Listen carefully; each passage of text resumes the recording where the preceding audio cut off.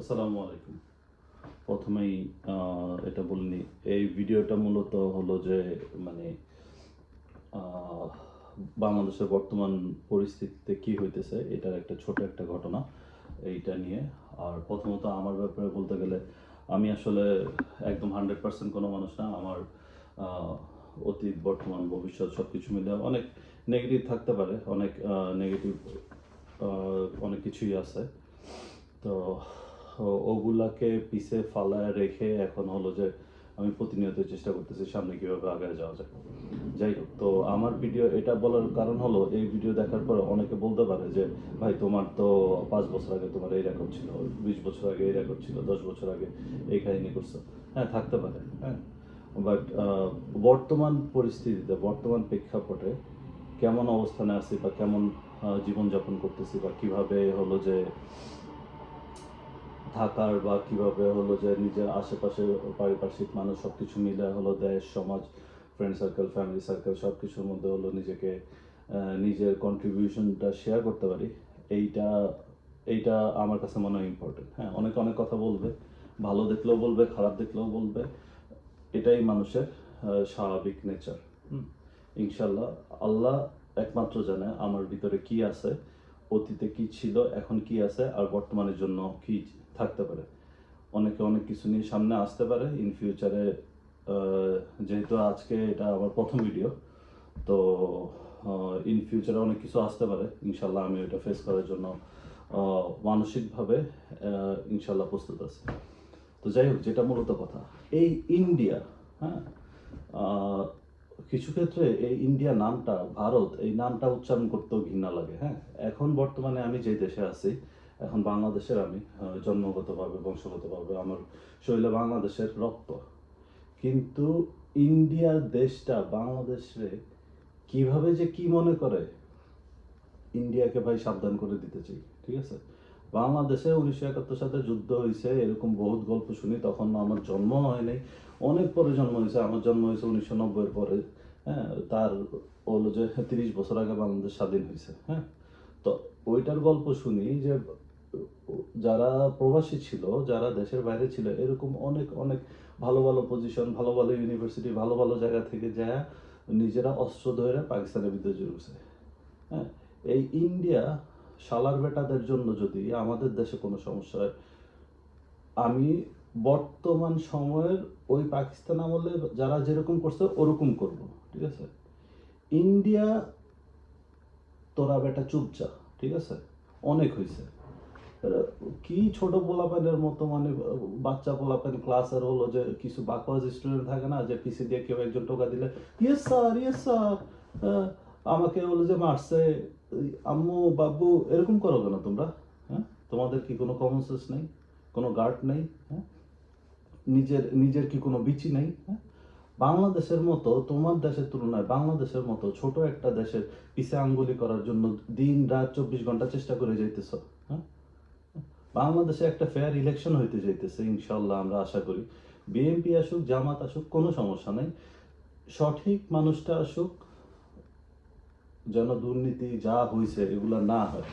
হ্যাঁ, এতে যদি জামাত আসে আসবে, এতে যদি বিএনপি আসে আসবে। হ্যাঁ, মানুষ যাকে ভালোবাসা সঠিক মনে করে ভোট দিবে, ওই আসবে। তুমি ভাই জামাতের পিছে আঙ্গুলি করো কেন? তোমার সমস্যা কি? হ্যাঁ, তোমার চুলকায়? শয়তানের দল, ভদ্র হয়ে যাও, ঠিক আছে? ভদ্র হয়ে যাও। আর এই যে এখন, ওইটা তো গেল ইন্ডিয়ার কথা। আর দ্বিতীয়ত, এই যে বাংলাদেশের, দুঃখিত আমার একটু ঠান্ডা লাগছে, বাংলাদেশের, প্রথমত আমি জামাতকে বলতে চাই, হ্যাঁ, জামাতকে বলতে চাই, আপনাদের যেই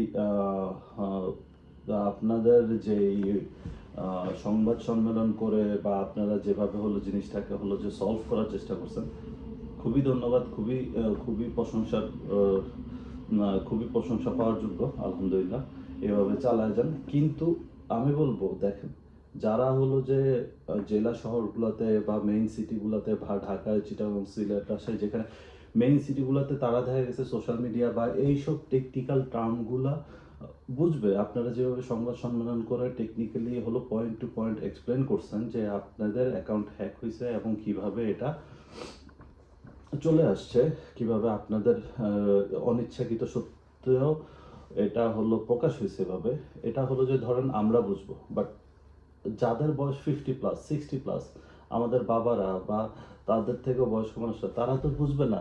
তারা ওই বিরোধী দলীয় প্রার্থী বা অপোজিশন যে পার্টি, তাদের যে ব্যাখ্যা, হ্যাঁ জামাতের আমির হলো যে মহিলাদের কাপড় খুলে নিবে বলছে, হ্যাঁ ওদেরকে হলো যে এটা বলছে, মানে কাপড় খুলে নিবে এটা বলবে না, আস্তাগফিরুল্লাহ, মানে হলো যে একটা নির্দিষ্ট শ্রেণী গোষ্ঠীর মানুষের সাথে তুলনা করছে, হ্যাঁ।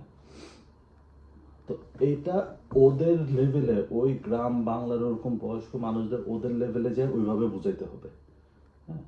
কারণ ওরা এখনো ভোটার সংখ্যা হিসাব করলে ওদের ভোট ব্যাংক অনেক বেশি স্ট্রং ইয়াং জেনারেশনের থেকে। ইয়াং জেনারেশন অবশ্যই স্ট্রং, বাট আপনি যদি পার্সেন্টেজ করেন ইয়াং জেনারেশনের থেকে, ওইসব গ্রাম বাংলায় যারা আছে ওরা এখনো ওই সিল দেখে, মার্কা দেখে ভোট দেয়, হ্যাঁ।